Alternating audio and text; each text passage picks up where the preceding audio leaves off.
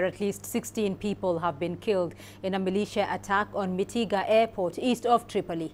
Local media are reporting that another 30 people are wounded.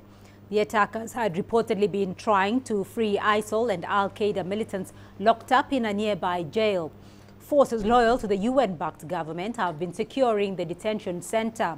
The Mitiga airport is a former airbase but has been used as a civilian airport since the city's main international airport was damaged in mid-2014. Let's now cross over to CGTN's Yasser Hakim. He's joining me from Cairo with an update. Yasser, what can you tell us about this incident? Well, first of all, the number of casualties has increased to around 22 killed and over 110 injured as the Libyan army is trying to track the attackers. At the same time, Faiz Sarraj, who's the head of the Presidential Council, has announced that the militia that has attacked the airport and the jail has been announced disbanded by the government. It was one of the militias that has been supporting the government and has been part of the army, the national army that is consisting of several militias together into armies and different areas to secure the city. And actually the militia that has been working to defend the airport and the jail is another militia. So we're talking about two militias that are pro-government that have fell off together and have got infighting.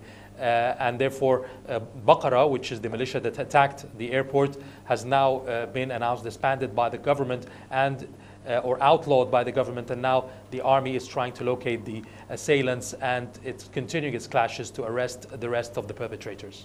So this facility is a former airbase. So how secure is it generally though, and what exactly has triggered this latest attack? This is the problem concerning that's facing Libya. Libya, after the revolution that ousted and killed Muammar Gaddafi, it has turned into a safe haven for militant groups and militias and obviously ISIL and so forth. Now, when the government is trying to create an army, it had to reach out to those militias and convince them to be part of a Libyan army. And we're talking about the Presidential Council led by Faiz Sarraj. What happened is that instead of disarming and giving their arms to the government and being dissolved in an army, they're actually still militias brought together, each militia having one section of the city to control and to protect on behalf of the government and the army. And this militia by a leader called Baqara has fallen out with the Presidential Council because a number of its members have been arrested and put in jail. And this jail already has 2,500 inmates who include members of ISIL and al-Qaeda.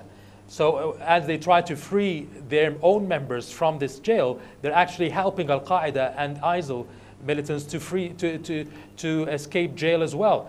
So and that's why they attacked the jail, but the jail is next to the airport and the fighting erupted.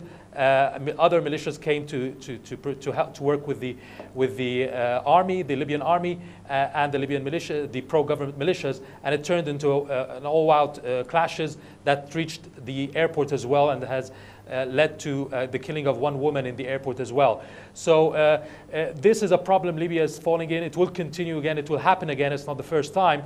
It will happen again unless there's a strict, one unified government that includes all the political powers, and that all these militias would disarm, and their members would either go into to be part of the army without any other leadership, or they will be disbanded completely.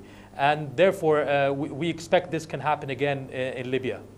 Well, yes, that is the question, though. Unless there is one unified government, this is likely to erupt again. And Libya has been in political turmoil since 2011. So how is the Libyan peace process shaping up? Is it likely now that elections will take place this year as the United Nations plans?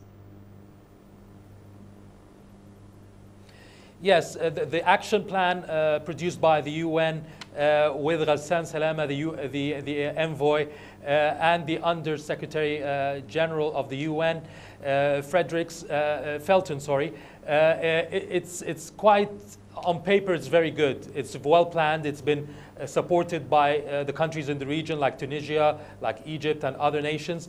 However, when you go and try to put this forth or execute this action plan, which includes an election in 1 year, you find a lot of obstacles.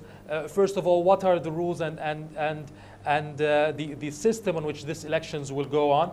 Do you have a constitution first or a constitution after the elections to put a law for the elections? Can you guarantee the safety and protection of civilians when they try to go either for campaigning or for voting?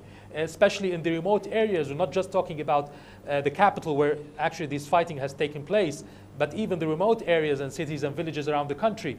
Will they be safe to go and vote? And will the vote itself will be free and fair? So there are a lot of challenges that some politicians in Libya say that it cannot happen in a year to get the elections ready.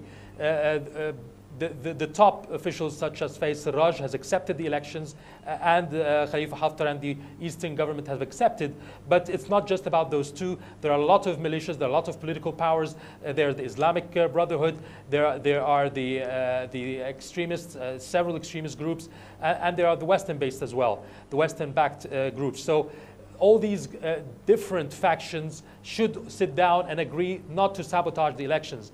Unless this happens, then the UN plan might not go as smooth as hoped. And the next few weeks will be important to put all these players together in one room and agree on the action plan and formulating it and actually protecting the election process itself. Right, Yasser Hakim there following the developments in Libya for us and joining us there from Cairo.